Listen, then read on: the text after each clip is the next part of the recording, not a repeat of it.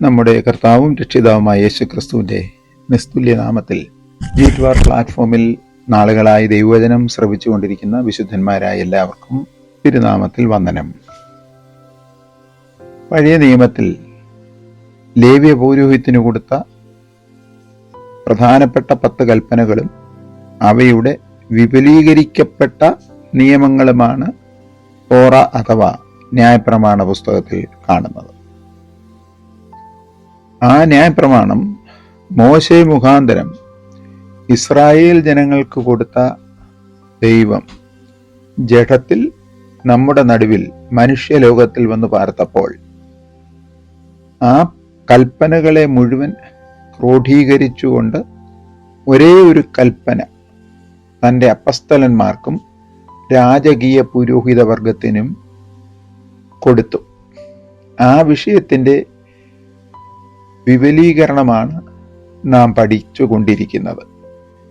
ദൈവപുത്രൻ രാജകീയ പൗരോഹിത്യവർഗത്തിൻ്റെ ശ്രേഷ്ഠ മഹാപുരോഹിതൻ ആകയാൽ പഴയ നിയമത്തിലെ മഹാപുരോഹിതൻ തൻ്റെ ശുശ്രൂഷകാവൃന്ദത്തിലുള്ള പൗരോഹിത്യ ശുശ്രൂഷക്കാർക്ക് എപ്രകാരം ആധികാരികമായി കൽപ്പന കൊടുക്കുന്നുവോ അതേ രീതിയിൽ ദൈവപുത്രൻ തൻ്റെ സഭയ്ക്ക് അപ്പസ്തലന്മാരിൽ കൂടെ കൽപ്പന കൊടുത്തു. അതാണ് യോഹന്നാൻ എഴുതിയ സുവിശേഷം 13-ാം അധ്യായം 34-ാമത്തെ വാക്യത്തിൽ നാം കണ്ടത്. 13-ാം അധ്യായം 2-ാമത്തെ വാക്യത്തിൽ താൻ തനിക്കുണ്ടായിരുന്നവരെ ആരംഭത്തിൽ എന്നവണ്ണം അവസാനം വരെ ഗതിഭേദത്താൽ ആച്ഛാദനം വരാതെ ഏറ്റക്കുറച്ചിലില്ലാതെ സ്നേഹിച്ചു. 2 സമാന്തര രേഖകൾ തമ്മിൽ തൊടാതെ ഒന്നായി പോകുന്നത് പോലെ അവൻ അവരെ സ്നേഹിച്ചു. നാം പഠിച്ചു വന്നത് ആ സ്നേഹം എന്ന കൽപ്പന പ്രാവർത്തികമായി നമ്മൾ ആചരിച്ചു നടന്നാൽ നമ്മുടെ ദൈവത്തെ അല്ലാതെ വേറെ ആരെയും നാം സേവിക്കുകയോ സ്നേഹിക്കുകയോ വേറെ അന്യദൈവങ്ങളിലേക്ക് നമ്മളുടെ ശ്രദ്ധ തിരിയുകയോ ചെയ്യുകയില്ല. 2-ാമത്തെ കൽപ്പന ന്യായപ്രമാണത്തിലേത് പുറപ്പാട് പുസ്തകം 20-ാം അധ്യായം 4 മുതൽ 6 വരെയുള്ള വാക്യങ്ങളാണ്. എന്താണ് അവിടെ എഴുതിയിരിക്കുന്നത്?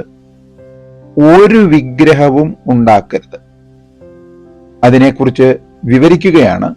മീതെ സ്വർഗത്തിൽ അഥവാ ആകാശത്തിൽ, ഇംഗ്ലീഷിൽ ഹെവൻ എന്ന പദം എഴുതിയിരിക്കുന്നത് എബ്രായ ഭാഷയിൽ ഷെമയീം എന്നും ഗ്രീക്ക് ഭാഷയിൽ ഔറാനോസ് എന്നും ആണ് എഴുതിയിരിക്കുന്നത്. അതിൻ്റെ സാക്ഷാത്കരിക്കപ്പെട്ട അർത്ഥം ഏരിയൽ ഹെവൻ, വായുമണ്ഡലം, മുകളോട്ട് കാണുന്ന അളവില്ലാത്ത ആ വ്യാപ്തി അളക്കുവാൻ കഴിയാത്ത സ്ഥലം. അതിൽ ആകട്ടെ അടുത്തു പറയുന്നു, താഴെ ഭൂമിയിൽ എങ്കിലും ഭൂമിക്ക് കീഴേ വെള്ളത്തിൽ എങ്കിലും യാതൊന്നിൻ്റെയും പ്രതിമയും നമസ്കാരത്തിന് വേണ്ടി അരുത്. ആവർത്തന പുസ്തകം 5-ാം അധ്യായം 8 മുതൽ 10 വരെയുള്ള വാക്യങ്ങളിലും പുറപ്പാട് പുസ്തകം 20-ന്റെ 4 മുതൽ 6 വരെയുള്ള വാക്യങ്ങളിലും നാം കാണുന്നു. ആത്മാവും അദൃശ്യനും മനുഷ്യൻ ആരും കണ്ടിട്ടില്ലാത്തവനും കാണാൻ കഴിയാത്തവനും അമർത്യതയുള്ളവനും, തിമോഥെയോസിന്റെ 1-ാം ലേഖനം 6-ാം അധ്യായം 15-ാമത്തെ വാക്യം. സ്വർഗത്തിലും സ്വർഗാതിസ്വർഗത്തിലും അടങ്ങാത്തവൻ, രാജാക്കന്മാരുടെ 1-ാം പുസ്തകം 8-ാം അധ്യായം 27, ദിനവൃത്താന്തം 2-ാം പുസ്തകം 6-ാം അധ്യായം 18-ാമത്തെ വാക്യം. ഇത് ശലോമോൻ താൻ പണിത മന്ദിരത്തിന്റെ മുൻപിൽ മുട്ടുകുത്തി ഇരുകൈകളും ഉയർത്തി സ്വർഗത്തേക്ക് നോക്കി ദൈവത്തെ പ്രാർത്ഥിച്ചു സ്തുതിക്കുന്ന പദങ്ങളാണ്.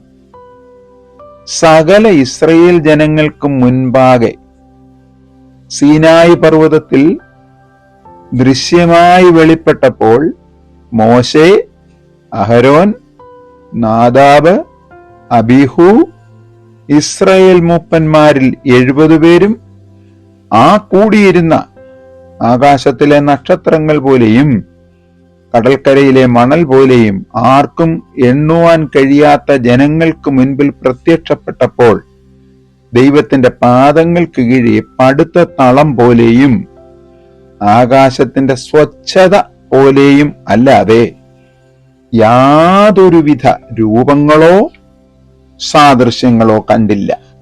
പുറപ്പാട് 24 9-10 വാക്യങ്ങൾ.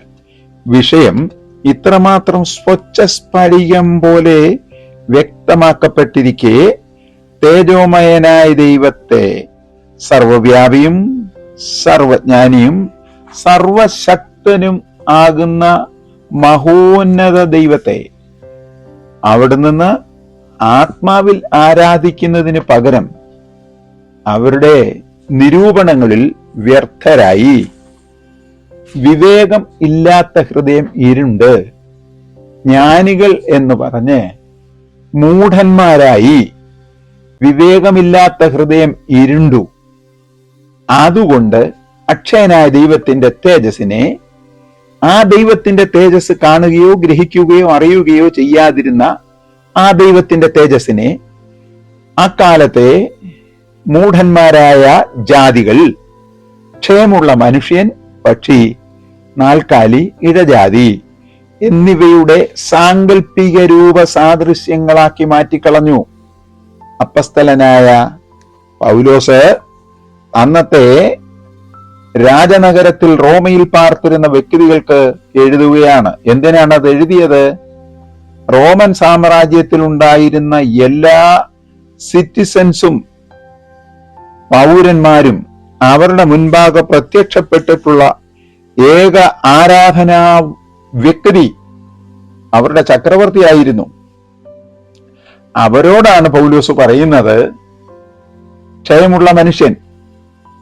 പൗലോസ് ഈ വാക്യങ്ങൾ എഴുതുമ്പോൾ റോമാ സാമ്രാജ്യത്തിലെ 4ാമത്തെ ചക്രവർത്തിയായിരുന്നു ഭരിച്ചിരുന്ന ജൂലിയസ് മരിച്ചുപോയി, അഗസ്തസ് മരിച്ചുപോയി, അതുപോലെ 3ാമത്തെ രാജാവായിരുന്ന തിബരിയാസും മരിച്ചുപോയി. പിന്നീട് വന്ന വ്യക്തികൾ എല്ലാവരും മരിച്ചു. അതുകൊണ്ട് അതിനു മുൻപുണ്ടായിരുന്ന മനുഷ്യർ ആരാധിച്ചിരുന്ന പക്ഷി, നാൽക്കാലി, ഇഴജാതി എന്നിവയുടെ രൂപസാദൃശ്യങ്ങളായി അവർ മാറ്റി ആരാധിച്ചപ്പോൾ പറയുകയാണ്, ഇതൊന്നും ദൈവമല്ല, ദൈവം തേജസ്സിൽ പൂർണ്ണനാണ്, അവന് രൂപം ഇല്ല. അതുകൊണ്ട് ദൈവം അവരെ അവരുടെ ഹൃദയങ്ങളിലെ മോഹങ്ങളിൽ സ്വന്തം ശരീരങ്ങളെ തമ്മിൽ തമ്മിൽ അവമാനിക്കേണ്ടതിന് അശുദ്ധിയിൽ ഏൽപ്പിച്ചു. ദൈവമായ ദൈവത്തെ, ആത്മാവായ ദൈവത്തെ അല്ലാതെ വേറെ ഏതിനെയെങ്കിലും സ്വന്തം ബുദ്ധിയിൽ സാങ്കല്പിക രൂപമായി ആരാധിച്ചാൽ അത് അശുദ്ധമാണ്. ആ സാങ്കല്പിക രൂപങ്ങൾ അശുദ്ധമാണ്, ആരാധിക്കുന്നവരും അശുദ്ധരാണ് എന്നല്ലേ ഇതിന്റെ അർത്ഥം? അടുത്തത്, ദൈവത്തിന്റെ സത്യം അവർ വ്യാജമാക്കി മാറ്റിക്കളഞ്ഞു.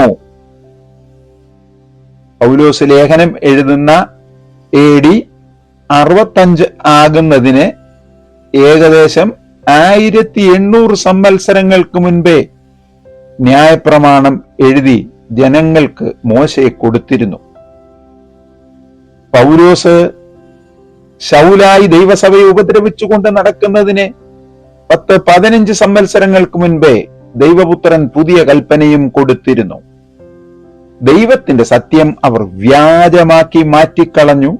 സൃഷ്ടിച്ച ദൈവത്തെക്കാൾ, ആത്മാവായ ദൈവത്തെക്കാൾ സൃഷ്ടിയെ അവർ ഭജിച്ച് ആരാധിച്ചു എന്ന് തിരുവചനത്തിൽ എഴുതിയിരിക്കുന്നുവല്ലോ. എന്നാൽ മഹോന്നതനായ സത്യദൈവം എന്നേക്കും വാഴ്ത്തപ്പെട്ടവൻ. റോമർക്ക് എഴുതിയ ലേഖനം 1-ാം 24-25 വാക്യങ്ങൾ. സത്യത്തിൽ മഹോന്നത ദൈവത്തെ സത്യത്തിലും ആത്മാവിലും ആരാധിക്കുവാൻ ഒരു വ്യക്തി നിശ്ചയിച്ചാൽ ആ വ്യക്തി മിഥ്യയിൽ നിന്നും സത്യത്തിലേക്ക് പ്രവേശിച്ച് പഴയ നിയമത്തിൽ നിത്യമായി ആചരിക്കുവാൻ ലേവ്യ പൗരോഹിത്യത്തിന് നൽകിയ ന്യായപ്രമാണത്തിന്റെ ജീവനും ധാതുവുമായ നിത്യസ്നേഹത്താൽ നിറഞ്ഞ് എവിടെയുമുള്ള മനുഷ്യ സങ്കല്പങ്ങൾ വഴി മനുഷ്യനിർമ്മിതമായ എല്ലാവിധ പൂജാ വിഷയങ്ങളെയും വിഗ്രഹങ്ങളെയും എന്നേക്കുമായി ഉപേക്ഷിച്ച് സത്യദൈവാരാധനയിലേക്ക് തിരിയും എന്നതിന് ഇരുപക്ഷം ഇല്ല. ഇപ്പോഴും അങ്ങനെയുള്ള സങ്കല്പങ്ങളിലാണ് ക്രൈസ്തവരെന്നു പറയുന്നവർ ആരാധിക്കുകയും വിശ്വസിക്കുകയും ഉത്സവങ്ങളും മറ്റും നടത്തുന്നതെങ്കിൽ അവർ സത്യം അറിയേണ്ടതുപോലെ അറിഞ്ഞിട്ടില്ല, അവരിപ്പോഴും മിഥ്യയിൽ വസിക്കുന്നു എന്നുള്ളത് തന്നെ അർത്ഥം. അതിനുദാഹരണമത്രേ തെസലോനിക്കയിലെ വിശുദ്ധന്മാരും അവർ ചേർന്നുള്ള ദൈവസഭയും.